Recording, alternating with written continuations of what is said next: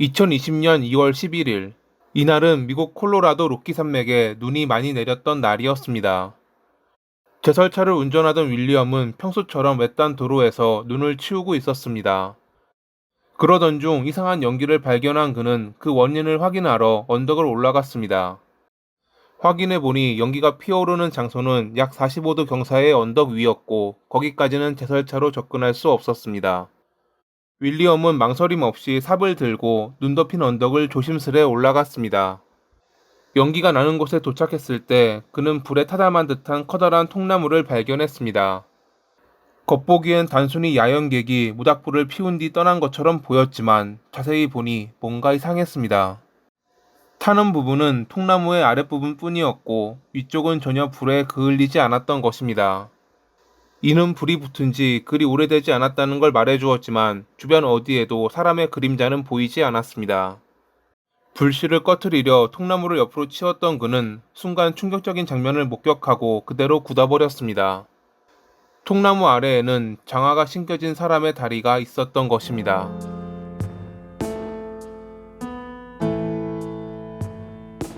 잠시 뒤 신고를 받고 출동한 경찰은 투명한 비닐 시트에 반 정도 감싸인 시체를 발견했습니다.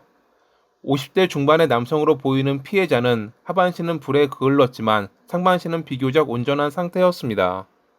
목에 남은 깊은 자상으로 보아 그는 과다출혈로 사망했을 가능성이 높아 보였습니다.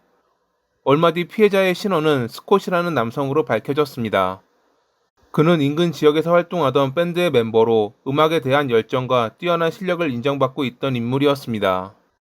조사 결과 그는 어제 공연부터 모습을 드러내지 않았던 것으로 확인됐습니다. 밴드 동료였던 조지는 그가 절대 공연을 빠지는 사람이 아니라며 실종 사실에 깊은 불안을 느꼈다고 진술했습니다. 다른 지인들도 그와 연락이 안 된다는 사실에 의아함을 느꼈고 일부는 SNS에 실종을 올리며 행방을 찾기 시작했습니다. 그는 단순한 연주자가 아니라 공동체의 일원으로 많은 사람들과 교류했던 인물이었기에 실종됐던 그가 살해된 채 발견된 것은 지역사회에 큰 충격을 안겨주었습니다. 실종 당일 스콧은 아버지와 통화를 했고 공연이 끝난 뒤 집에 방문하기로 약속했으나 끝내 나타나지 않았습니다. 경찰이 조사한 결과 이날 그의 핸드폰은 그의 집이 아닌 한 아파트에서 신호가 끊겼습니다. 그들은 그의 SNS를 통해 최근 그와 자주 연락을 나누었던 헤더라는 여성이 그 아파트에 살고 있다는 것을 확인했습니다. 지역 레스토랑에서 웨이트리스로 일하던 그녀는 스콧과는 약 한 달 전 재즈 페스티벌에서 처음 만난 사이였습니다. 둘은 농담을 주고받으며 급속도로 가까워졌고 사건이 발생하기 며칠 전에는 스콧이 그녀의 아파트를 방문하기도 했습니다.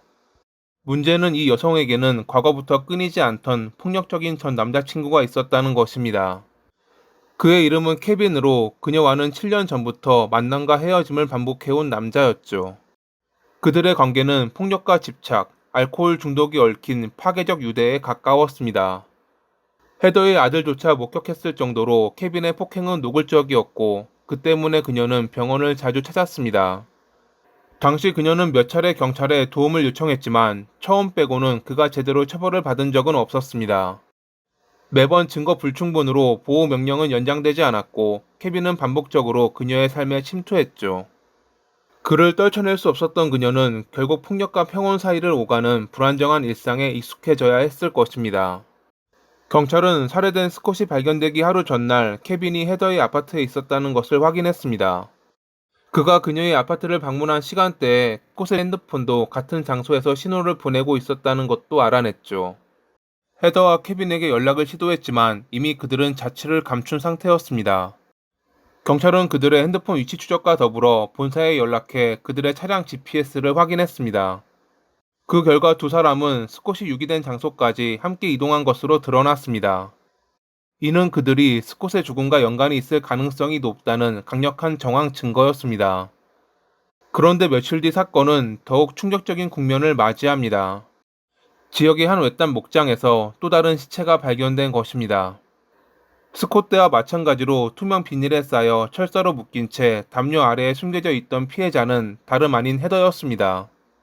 그녀의 몸에는 총상이 남아 있었고 범인이 사용한 총은 케빈의 것으로 드러났습니다. 현장은 외부인의 접근이 거의 불가능한 개인 사유지였으며 출입문에는 잠금 장치가 있었습니다.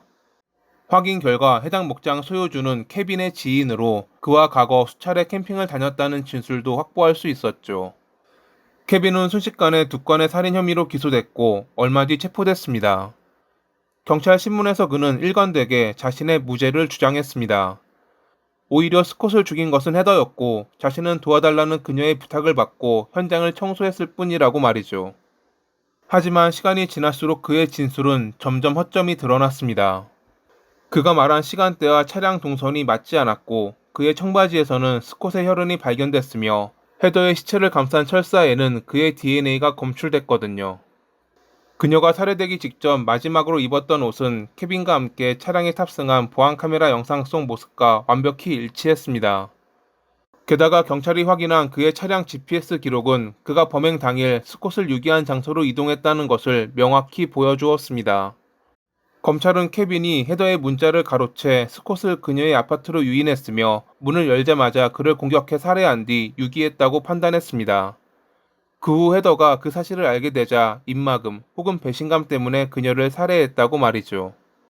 헤더에게 집착하고 있던 그는 그녀가 만나는 새로운 남자도 그리고 자신을 배신한 그녀도 죽일 만큼 증오했던 것입니다. 재판에서 케빈 측 변호사는 헤더가 스콧에게 괴롭힘 당했고 이에 대한 복수로 살해한 것이라 주장했습니다. 여전히 그는 자신은 그저 그녀가 불러 뒤처리를 도왔다며 무죄를 주장했죠. 그러나 헤더와 스콧 사이 나눈 문자 기록과 그들 관계를 아는 주변인의 증언은 이러한 주장을 전면 부정했습니다. 그들은 평소 다정한 대화를 주고받았고 어떠한 갈등이나 증오의 흔적도 없었습니다. 오히려 스콧은 데이트 이후 헤더에게 꾸준히 연락했고 그녀가 갑자기 연락을 끊었을 때도 걱정하는 문자를 보냈습니다. 그러다가 그녀가 그에게 놀러 올래? 라는 문자를 보낸 시점에 사건이 발생했던 것이었죠. 그녀가 연락을 끊은 이유는 케빈 때문이었을 것이고 놀러 올래? 라는 문자 역시 그가 보냈을 거라는 게 검찰의 주장이었습니다.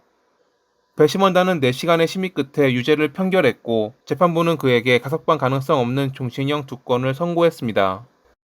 피해자였던 스콧은 재능 있는 음악가로 누구보다 열정적으로 삶을 살았던 인물이었습니다.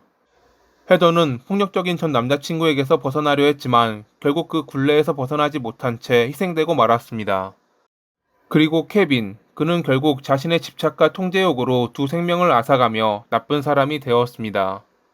이 사건은 단순한 개인 간의 갈등이 아니라 끊어지지 않는 폭력의 고리가 얼마나 많은 사람을 파괴할 수 있는지를 보여줍니다. 나쁜 사람은 피해자를 비롯해 그들의 지인에게도 지울 수 없는 상처를 남겼고 그 충격은 시간이 흘러도 쉽게 잊혀지지 않을 것입니다. 모든 나쁜 사람들이 사라져 다시는 이런 일이 반복되지 않기를, 이 이야기가 누군가의 경각심이 되기를 바라며 이만 마칩니다. 오늘도 시청해주셔서 감사합니다.